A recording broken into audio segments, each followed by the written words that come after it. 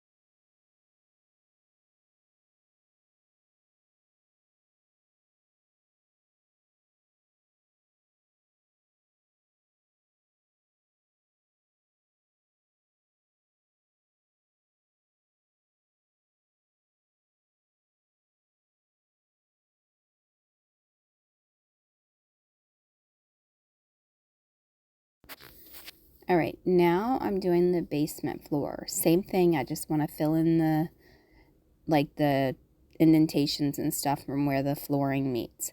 And this is only just to protect the paint and to keep the character standing straight. Because some of them that have thinner feet don't want to stand up when they're sitting in here. So that's why I'm doing this. And as you notice, I'm using a sponge brush. I'm just getting around the edges. Now, if I was to do this again, I would do this before I laid that lava in there. I didn't think about that because this wasn't my intention. However, after I thought about it, I was like, you know what, I'm just going to do a coating of epoxy because it'll protect it. And then it'll help level out that floor a little bit too. And the great thing about this is it still looks just as good as it did before with the flooring. So it doesn't change the view of the floor by doing this. It's just one extra step. It is a little bit more expensive to do it this way, but it'll last longer and it'll be well worth it in the end. Okay, so I'm just going to spread it around the same exact way we just did the water floor. And as you can see, it's filling in those gaps where the cracks of the flooring is there. Okay, so the floor is still wet, obviously. And I'm just kind of showing you this really quickly of how it looks. Now, I'm going to take the heat gun to it, and that's going to remove the bubbles. Epoxy will have bubbles in it, and it'll help bring them to the top so that they evaporate. All right, so you just go back and forth with the heat gun, and I'm using a lower heat gun. You don't want to use anything too hot, but just follow the directions on your heat gun and on your epoxy. And just go back and forth on the whole thing. All right, now I've coated everything. It's still wet. I'll do an updated video once I've had it dry, and I'll show it in one of the other videos once it's completely done. But this is wet, and that's kind of what it looks like. You can still see the texturing in the floor. It still looks really good. The only difference is the gaps are filled in with the epoxy. And I'm trying to show it to you at a level to where you can kind of see what I mean about the gloss and the levelness of it. All right, same way with the water. You see how it's flat pretty much completely across there. This is just one coat so far. I do still have a little bit of bubblies here and there on the higher parts, but for everything else, it really leveled it out nice and smooth, which is really, really nice. So now the characters will sit there. I can leave it like this, or I can add more on the water level and on the floor below in the dungeon. However, on this floor, I can see where the wood had absorbed some of that. So it's a little blotchy, so it's definitely going to need another layer of the epoxy, if not two. Depends how that absorbs it. This is the sand floor. As you can see, it's pretty much smooth except for on a couple of high spots. I'm debating whether to sand that down and do one thin coat over top of it, or to put a board on the front and just make a thicker coat.